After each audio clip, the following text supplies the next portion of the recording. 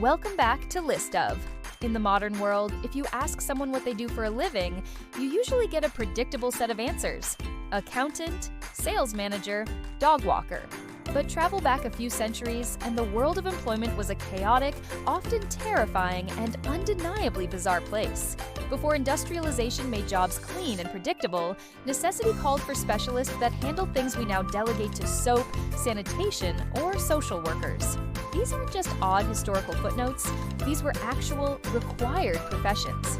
And they paid the bills, often quite poorly, but they paid them nonetheless. Today, we dive into the strangest, most specific, and frankly, most unsanitary jobs that actually existed. Let's start with a job that required a very strong stomach, and perhaps a weak understanding of basic biology. Sin eater. Imagine attending a funeral, the air thick with grief. Now imagine a ritual where a stranger is brought in, handed a piece of bread and a cup of ale, which they must then consume while sitting directly next to the body. This was the life of the sin eater. In parts of Britain, particularly during the 17th and 18th centuries, it was believed that when a person died, their unconfessed sins lingered in the physical body. To ensure the deceased soul could bypass purgatory and reach heaven, a sin eater was hired to symbolically consume those sins. The premise was simple. The sins transferred from the corpse into the food, and the sin eater ate the food, thereby absorbing the moral burden. It was essentially a human spiritual sponge, a holy dumpster. The pay for this profound spiritual service? Often 4 pence in whatever meager food they were given. Unsurprisingly, sin eaters were despised, feared, and generally treated as social outcasts, carrying the cumulative moral filth of an entire community on their shoulders. Talk about a tough commute. Knock her up. Now, let's move from the deeply spiritual to the exceedingly practical. In Victorian Britain, alarm clocks were prohibitively expensive, wristwatches were rare, and frankly, most factory workers and dock laborers didn't need to be gently roused by synthesized birdsong. They needed to be banged awake. Enter the knocker up. The job description was beautifully literal. You were paid to wake people up for their shifts. Armed with a long pole, often tipped with a piece of wire or a hard knob, the knocker-up would tap, or often just hammer, on bedroom windows until the client confirmed they were awake. We often imagine this as a cozy, gentle tradition. No, these people were essentially human alarm clocks that couldn't be snoozed. And what happened once the client was awake? The knocker-up would move on. They didn't have to worry about waking up late themselves.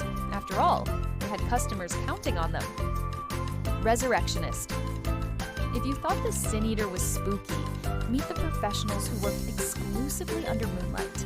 In the 18th and 19th centuries, medical schools had a massive problem. They desperately needed human cadavers for anatomy lessons, but laws strictly limited who could be dissected, usually only executed criminals. This created an impossible scarcity.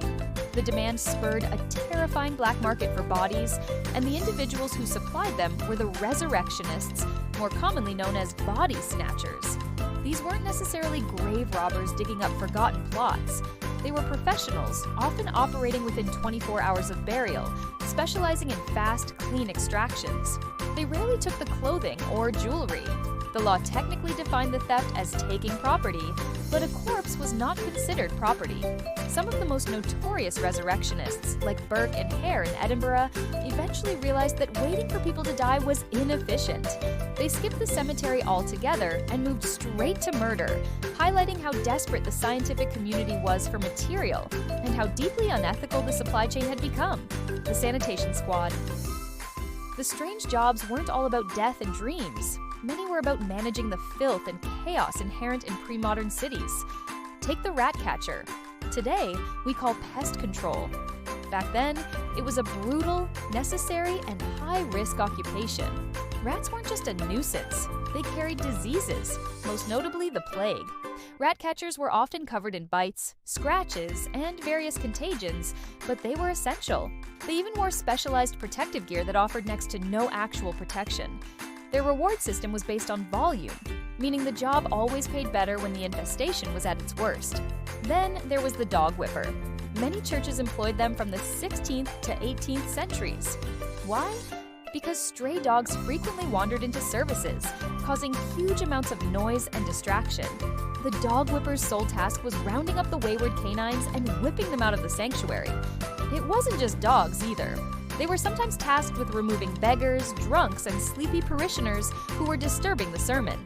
Leech Collector and Plague Doctor. Before we understood germs, medicine relied heavily on the theory of humoral balance, the idea that illness was caused by an imbalance of the four bodily fluids. The primary cure for everything was bleeding the patient. This made the leech collector an actual industry. These individuals, often poor women, would wade through swamps, standing water, or muddy ponds, allowing medicinal leeches to attach to their legs. Once fully engorged, the leeches were pulled off, bundled, and sold to apothecaries and doctors. It was a miserable, slow, and often dangerous job, exposing the collector to infection and blood loss every single day. And overseeing this horrific medical landscape was the plague doctor. Yes, those terrifying figures in the beak masks.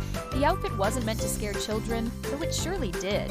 They believed bad air, or miasma, was the cause of illness, and the beak was filled with strong-smelling herbs, spices, and perfumes to ward off that foul air. Unfortunately, these doctors rarely knew how to cure the illness. Their main job was documenting the dead and counting the rising body count.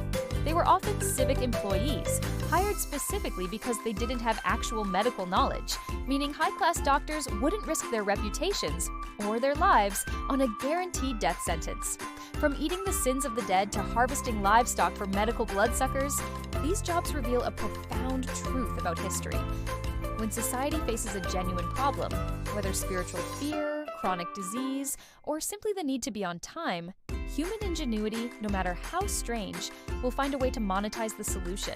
These strange professions weren't just weird anachronisms, they were essential components of a world we can barely imagine. What historical job do you think was the absolute strangest? Let us know in the comments below. If you enjoyed diving into this bizarre chapter of history, make sure you hit that like button and subscribe to List Of for more deep dives into the weird and wonderful corners of our world.